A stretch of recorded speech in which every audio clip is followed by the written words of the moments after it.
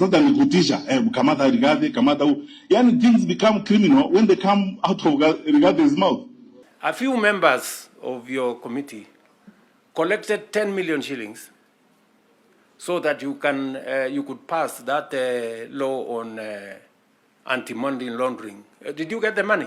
And if we kill CDF, you can imagine when we have a bad government that says it won't send resources to you because your MP is not singing the tune. Wacha pesa ikuje, tutashughulikia baadaye. Fred Matiangi has raised his concerns on the massive looting that is happening in the country, and more so when the opposition front talks about it. They are being threatened with arrest, just like the CS for Interior threatened that they will arrest Rigathi Gachagua, and he says he feels that things only become criminal when they come out of Rigathi's mouth. What's happening here is looting. It's not even corruption. Massive looting of the country. Tukiangalia namna hii, tusikubali maneno kama haya. Na watu wakizungumza ni fitisho sasa. Tutamkamata Rigathi. Tutamkamata huyu Rigathi Gachagua akikuja kwa airport twende tumkamate. Na mambo Rigathi anasema, mimi nimesema Rigathi hayo maneno Rigathi anasema kila mtu ameyaona. Mimi nimeyasoma two international papers. About 3 or 4 weeks ago, The Economist, ambayo mnajua is one of the strongest voices in the UK, has published an editorial piece with a scathing story on this administration and its leaders, using a language that is even stronger than I've heard Gachagua use or even any one of us in the opposition use, describing our leaders in a very, very strong language and the things they are doing in our country. Juzi nyinyi mko hapa, mliona gazeti moja hapa ya Kenya imechapisha story kuhusu silaha na vile silaha imeuzwa na vile tumetumika hapa kupeleka silaha kwa nchi jirani. Hakuna mkubwa wa serikali alizungumzia hiyo maneno, mlisikia nyinyi? Hakuna mtu, kwa sababu maneno yakizungumzwa na mnyamaze inamaanisha kuna nini? Kuna ukweli. Wakuzungumza sasa ni kutisha, kamata Rigathi, kamata huu. Yani things become criminal when they come out of Rigathi's mouth. Nothing is further from the truth. We can all attest that this information is in public domain. We have read it in newspapers.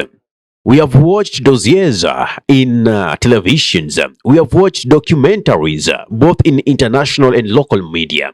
And we've seen how Ruto's regime has been, talking to Hameti, now the leader for the RSF.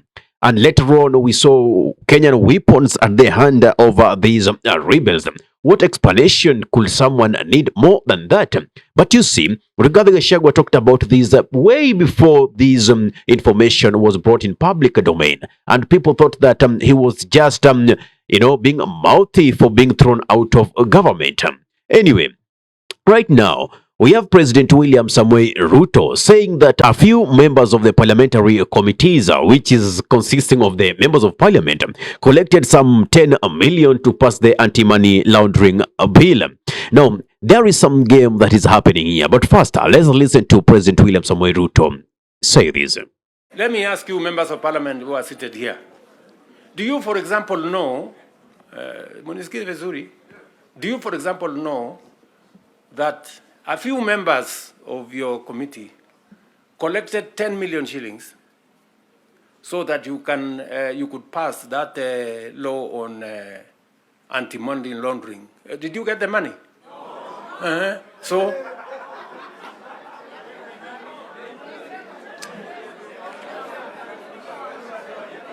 So, going forward, si tunataka tukubaliane? See, we are one team. Yes, there are people who are destroying the credibility of Parliament. And they are collecting money in the name of Parliament. And some of the time, or most of the time, that money never gets to Parliament, it gets to a few people. We are not going to shame them. We are going to arrest them. I mean, how true could this be? If you as the president, you are complaining about corrupt members of parliament. Remember, he began this while he was talking in the burial of the late Phoebe Asio, whereby he said some MPs are collecting money from people not to be tough on them during the grilling in the so said committees. And right now, he's saying that they collected 10 million to pass the bill. And my question is, isn't he the same president that actually bribed MPs to actually impeach Rigathi Gachagua? All these monies that we are seeing being thrown right, left, center in the so-called empowerment rallies or meetings. These monies, whenever we try to ask their sources, nobody is communicating. Yet we have monies getting lost from the e-citizen portal. We have monies being lost. Even the Auditor General told us some few weeks ago that lots of monies are being siphoned from the consolidated account. Some of them are being withdrawn manually against the way system has been planned to be. Yet, we have the president who is also joining other Kenyans in crying. I mean, who is fooling her? Or could it also be a plan that it is him who is actually helping them with these 10 million to pass these bills, then come in the public domain to pretend as if he is acting tough on the said MPs, and then we feel as if our president is actually tough on people who are corrupt and nothing is happening? Mr. William Samuel Ruto, we are above these games. You have the government, you have all the machinery. So if you need to bring these culprits to book, by the time you ask the president to say some members collected 10 million, you know them by name. You only need to direct the EACC to go arrest them and justice be seen to have been done, because all these monies and the unfriendly bills that are being passed at the fault of common mwananchi, we are the people who are feeling the pain. So kindly, Mr. President, stop shedding crocodile tears and act as a president that you are. Now, there is this issue of CDF that is being so fought by Raila Amolo Odinga, who feels that, CDF should not be taken to the county level, whereby it is the governors who should be running it, and that is what he calls his devolution. But Karungo Watangwa says that actually he supports CDF, different from the way other senators feel about it, because he says CDF was the first devolution, and he gives rhetoric question. Imagine what would happen if CDF is scrapped off and your member of parliament is not singing into the tune of the current regime. They'll be seeking for monies and they'll be told we are going to think about the budget is still not there. We're going to think about it. Aren't we seeing that? We've already seen that happening. Anyway, let us listen to him. And I would also want to ask even the members of parliament, because they're the one with CDF. And by the way, as a senator, I am supporting CDF.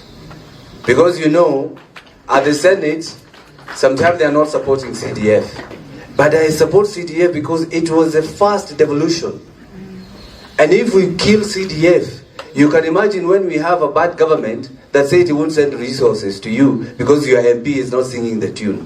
Wacha pesa ikuje tutashughulikia baadaye.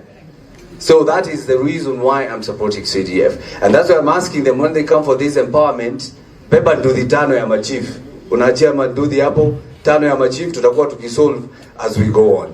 Well, out of all of these issues that have elicited direct from Fred Matiangi, defending Rigathi Gachagua's allegations that he says he also has been reading them and this information that is the public domain, to our president crying fall of the corrupt members of parliament. Yet, we know that he is one person who is actually thriving in bribery. He is the one driving that vehicle of bribery. So coming forth to tell us and say that these are the people who should be arrested is insult to our intelligence as people, and the issue of CDF. Actually, I don't see the reason as to why CDF should be scrapped. As a matter of fact, CDF has really helped constituencies to develop. Look at the first time MP Peter Salasya, what he's been able to do in his constituency. He's beat MPs who have been 3-4 terms, So development is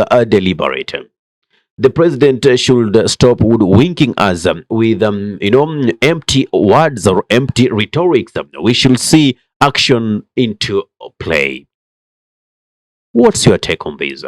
Give me your take in the comment section below. If you're watching from my YouTube channel, kindly subscribe and press the notification button so anytime that we are live or we upload content of this nature, you'll be the very first person to be notified. Ahmed Khalif is my name for the Unscripted Talks here in Dub Radio. Assalamu alaikum wa rahmatullahi wa barakatuh.